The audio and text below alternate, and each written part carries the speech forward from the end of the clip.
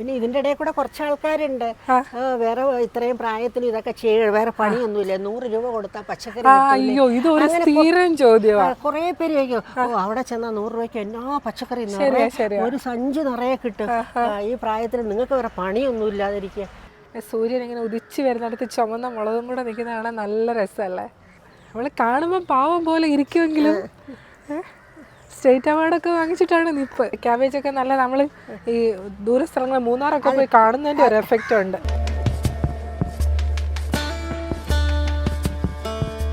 ഈ നമ്മുടെ നാട്ടിൽ ഈ ശീതകാല പച്ചക്കറികൾ ഉണ്ടാവത്തില്ല എന്ന് പറയുന്നുണ്ടല്ലോ, നല്ല ചൂടാണ്.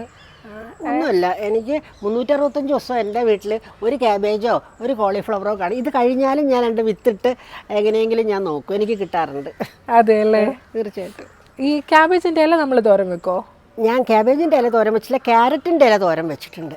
അതെയോ? ക്യാരറ്റിൻ്റെ ഇല തോരൻ വെച്ചിട്ടുണ്ട്, ക്യാബേജിൻ്റെ വെച്ചിട്ടില്ല.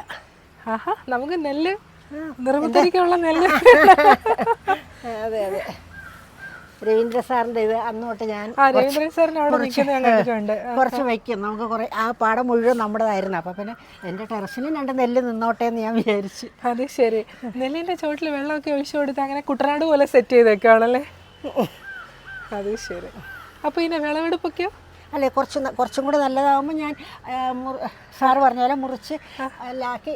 കഴിഞ്ഞ പ്രാവശ്യം എനിക്ക് 3.5 കിലോ കിട്ടി. പക്ഷെ അത് കുറേ ഏരിയ ഉണ്ടായിരുന്നു. ശരി അത് ശരി. ഇതിപ്പോൾ കുറച്ച് ഏരിയ ഉള്ളൂ. അത് തന്നെ വിത്ത് തന്നെയാണ്, ആ വിത്ത് തന്നെയാണ് ഇട്ടേക്കുന്നത് ഇപ്പോഴും. ഏതാ? ഉമ. ഉമ ശരിക്കും ഇപ്പം മലബാർ സൈഡിലേ കാണുന്നുള്ളൂ, ഇങ്ങോട്ടൊന്നും അധികം കാണുന്നില്ല. ഉമ അതാണ് സാറ് തന്ന വിത്താണ്. അത് ഞാനിങ്ങനെ ഇപ്പോൾ സാറിൻ്റെ പോയപ്പോൾ കൊടുത്തു. ഇപ്പോൾ പാലക്കാട് പോയപ്പോഴത്തേക്ക് പുതിയ വിത്ത് തന്നിട്ടുണ്ട്. എന്താ പേരറിയില്ല. അപ്പം ഇത് കഴിഞ്ഞാലും കിട്ടിയിട്ടുണ്ട്. സാധനമുണ്ട്, പേരറിഞ്ഞാലും പേരറിഞ്ഞാലും നമ്മൾ ഇടും അല്ലേ? ഇത് കഴിഞ്ഞാൽ അതിടും. ഇത് ദില്ലെന്ന് പറഞ്ഞിട്ടൊരു സാധനമാണ്. ഇത് നമ്മൾ സലാഡിൽ മണപ്പിച്ച് നോക്കി.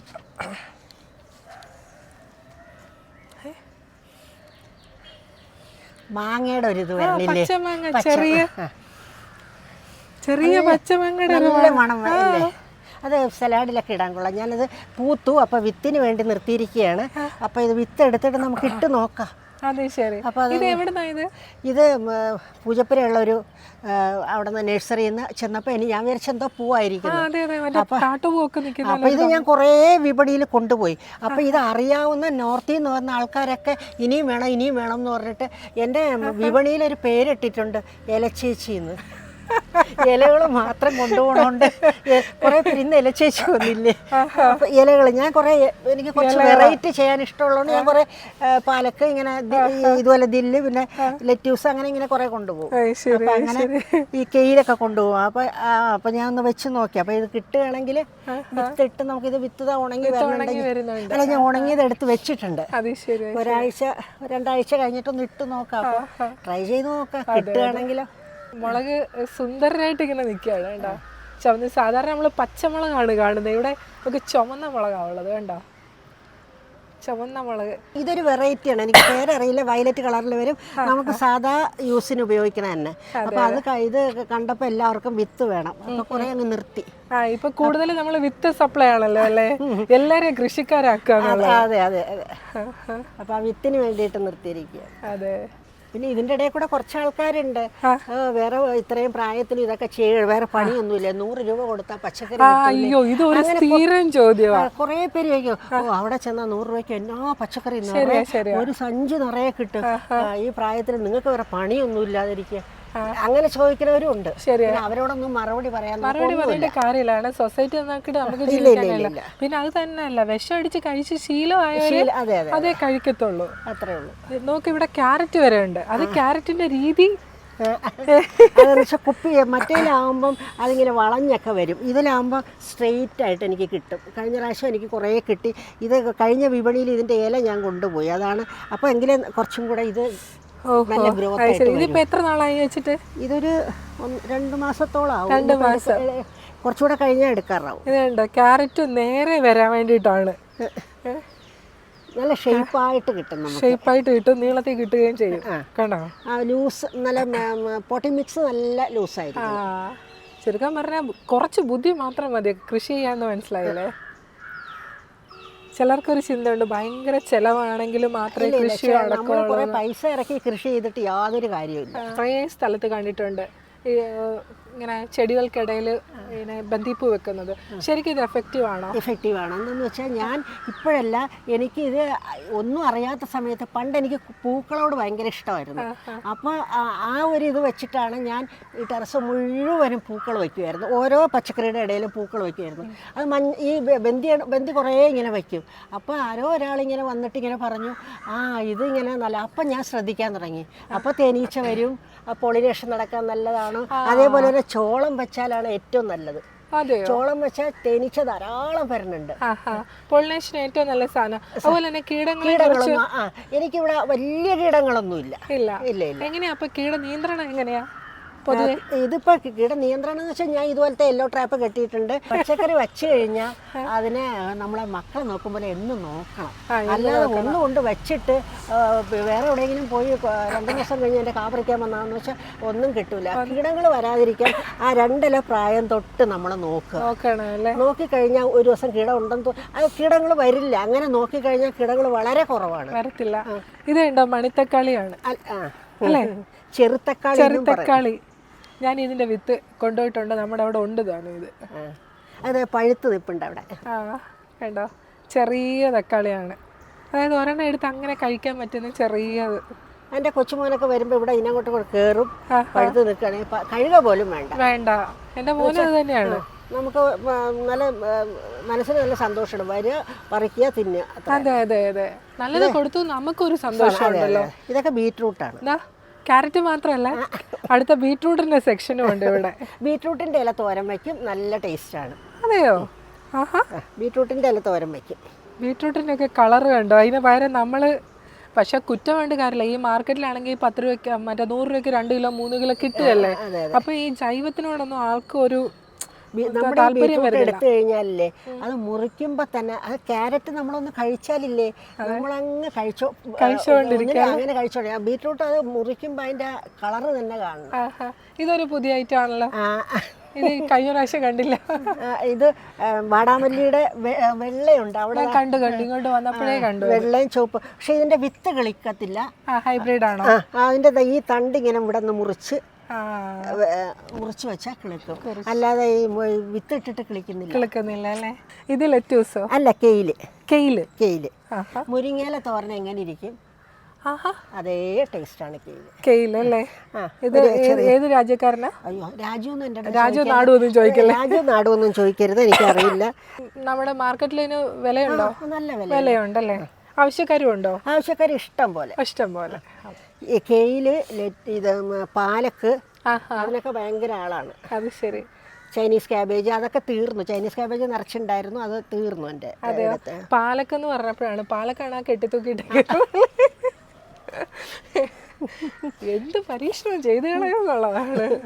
അല്ല, അപ്പൊ നമുക്ക് സ്ഥലം വേസ്റ്റ് ആവൂലല്ലോ. പാലക്ക ഇവിടെ ആടിക്കളിക്കാണ് കേട്ടോ. ഇത് മറ്റേ വെള്ളം പോകുന്ന പാത്തല്ലേ? അതെ, അത് ശരി. കണ്ട, ഇത് തുള്ളിക്കളിക്കാണ്. അപ്പൊ ഇതിങ്ങനെ ഇവിടെ താഴെ വെച്ചാൽ ആ സ്ഥലം വേസ്റ്റ് ആവും. അപ്പൊ അതിന്റെ താഴെ വേറെ വെക്കുകയും ചെയ്യാം നമുക്ക്. ശരിക്കും പറഞ്ഞാലേ കൃഷി പഠിക്കാനായിട്ടാണ് ഇവിടെ ഏറ്റവും കൂടുതൽ കുട്ടികൾ വരണ്ടെന്നാ ഞാൻ പറയുന്നത്. ഇഷ്ടംപോലെ ഇപ്പൊ കഴിഞ്ഞ ആഴ്ച മാർബസേരിയസിന്ന് കുറെ കുട്ടികൾ കുറേ കുട്ടികൾ ഇവിടെ ഇങ്ങനെ പ്രോജക്റ്റ് ചെയ്യാനൊക്കെ വരണുണ്ട്. കുറെ മക്കൾ വരും. അപ്പൊ നമുക്ക് സന്തോഷം, അവർക്ക് സന്തോഷം. ശരിക്കും പറഞ്ഞാൽ കൃഷി പഠിക്കാൻ പറ്റുന്ന ഒരു സ്ഥലം. കാരണം ഓരോന്ന് എഴുതി വെച്ച് എല്ലാ കാര്യങ്ങളും കൊടുത്തിട്ടുണ്ട്. അത് എന്നൊക്കെയാ മിക്സിംഗ് പോട്ട് എന്നൊക്കെയാ? ഇത് നമ്മള് ചകിരിച്ചോറ്, ചാണകപ്പൊടി, എല്ലുപൊടി, വേപ്പും പിണ്ണാക്ക്, സാധാരണ മണ്ണ് കുമ്മായോട്ട് ട്രീറ്റ് ചെയ്ത് 1 മാസം ഇട്ട മണ്ണിലേക്ക് ഇതെല്ലാം കൂടെ ചേർത്ത് നല്ല ലൂസ് മണ്ണാണ്. എപ്പോഴും ഇങ്ങനെ ലൂസായിരിക്കണം മണ്ണ്. ആദ്യം കൃഷി തുടങ്ങിയപ്പോഴത്തേക്ക് എൻ്റെ മണ്ണിങ്ങനെ എടുക്കുമ്പോഴത്തേക്ക് ഭയങ്കര ചെളിയും കട്ടയൊക്കെ ആയിരുന്നു. അപ്പോൾ അത് കഴിഞ്ഞപ്പോൾ സാറിൻ്റെ അടുത്ത് ഇങ്ങനെ ചോദിച്ചു, ഇപ്പം എൻ്റെ ഏത് ചട്ടിയിലെ മണ്ണെടുത്താലും നല്ല ഇങ്ങനെ പൊടി പോലെ ഇരിക്കും. എയർ സർക്കുലേഷൻ ഉണ്ടല്ലേ നല്ലോണം.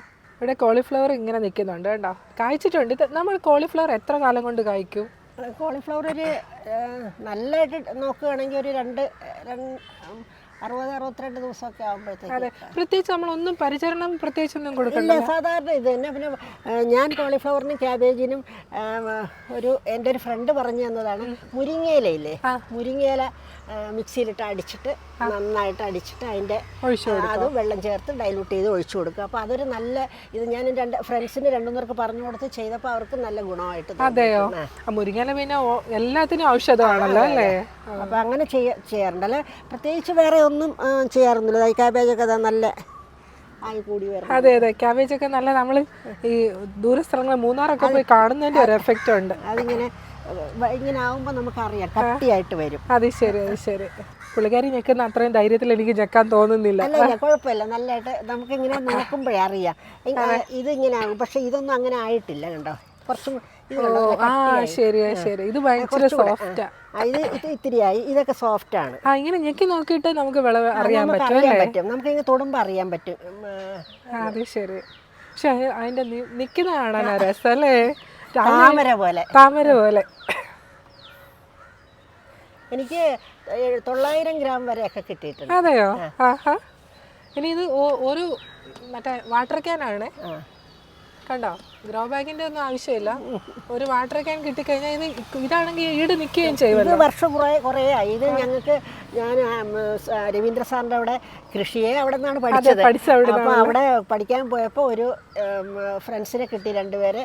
അപ്പോൾ ആ സാറ് ഇവിടെ വന്ന് എൻ്റെ കൃഷി കണ്ടപ്പോൾ ഇത്രയും ഭംഗിയായിട്ട് ചെയ്തു എന്ന് കണ്ടപ്പോഴത്തേക്ക് സാറ് ഗിഫ്റ്റ് പോലെ കൊണ്ട് തന്നതാണ്. 10-100 ക്യാൻ കൊണ്ട് തന്നതാണ്. ഇത് ഇവിടെ നിറയെ ഉണ്ടായിരുന്നു. ഇപ്പോൾ ഒരു സീസണാകുമ്പോൾ അത് പോകും. പിന്നെ ഇപ്പോൾ അത് വരണുണ്ട്. ഇതെന്താണെന്ന് അറിഞ്ഞൂടാ. അതിൻ്റെ കൂടെ ഒന്ന് വളർന്നതാണ്, കളയാൻ പഠിച്ച. അപ്പോൾ അതാ ഒരു കാ വരണുണ്ട്. എന്തോ തടിയങ്കായോ എന്തോ ഒരു ലക്ഷണം കാണിക്കുന്നത്. അത് അതേപോലെ തന്നെ അവിടെ ഉണ്ട്. അതും ഞാൻ വളർത്തിയതൊന്നുമല്ല, തനിയെ വന്ന്. ഒരു ചെടിയും പിഴുത് കളയാൻ തോന്നൂല. അപ്പോൾ പിന്നെ ചെറുത്തക്കാളി എങ്ങനെ സുന്ദരനായിട്ട് നിൽക്കുകയാണ് ഡിഷായിട്ട്. അത് വലുതാണ്. 2 ടൈപ്പ് ഉണ്ട്. ഇത്തിരി ചെറുതുമുണ്ട്, വലുതുമുണ്ട്. തീരെ ചെറുതുമുണ്ട് അല്ലേ? തീരെ ചെറുതുമുണ്ട്. പക്ഷെ എങ്ങനെയായാലും നമ്മൾ ഈ ടെറസ് മെയിൻറ്റെയിൻ ചെയ്യുന്നതാണ്. ഇത്രയും വൃത്തിയായിട്ട് തൂത്തു തുടച്ച് ടൈൽസ് ഇട്ടേക്കുന്ന പോലെ ഇട്ടേക്കുന്നതാണ്. ഇത് ഈ മെയിൻ്റെനൻസ് ആണ് വലിയൊരു കാര്യം. ഇത് പാവല് പതിയെ കൊണ്ട് മേലോട്ട് വരുന്നേ ഉള്ളൂ അല്ലേ? വരണതേ ഉള്ളൂ. അത് നമ്മൾ വരുംതോറും നമ്മളൊരു കാര്യം ചെയ്യണം. പാവലിങ്ങനെ വരുംതോറും ഇതിൻ്റെ താഴത്തെ ഇലകളെല്ലാം ഇങ്ങനെ മുറിച്ചു കൊടുക്കണം. താഴത്തെ ഇല കട്ട് ചെയ്ത് കളയണോ? ഒന്നും വേണ്ട നമുക്ക്. അതെന്താ അങ്ങനെ കട്ട് ചെയ്യുന്നത്? അപ്പം അങ്ങനെ കട്ട് ചെയ്യുമ്പോൾ ഇത് മുകളിൽ കയറിയതിന് ശേഷം പടരാൻ സമ്മതിക്കുള്ളൂ. മുകളിൽ അതുവരെ വെറും നാരായിരിക്കും. അതെയോ? അതൊരു ടെക്നിക്കാണല്ലോ. അതിവിടെ അവാർഡ് സമയത്ത് ഇവിടെ വന്നപ്പോൾ മുകളിൽ ഫുൾ പച്ച, താഴെ ഇത് മാത്രം. അപ്പം നല്ല വിളവ് കൂടുതൽ കിട്ടുന്നുണ്ട്.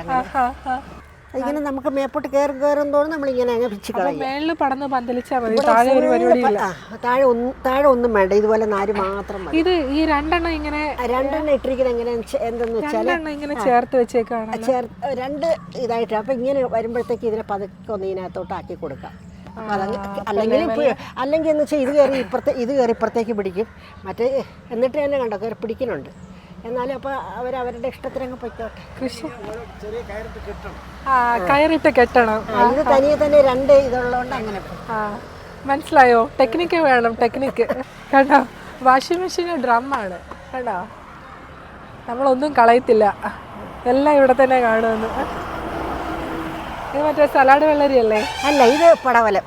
പടവലം. സലാഡ് വെള്ളരി അവിടെ ഉണ്ട്, പിന്നെ ഇത് അവിടെ ഉണ്ട്.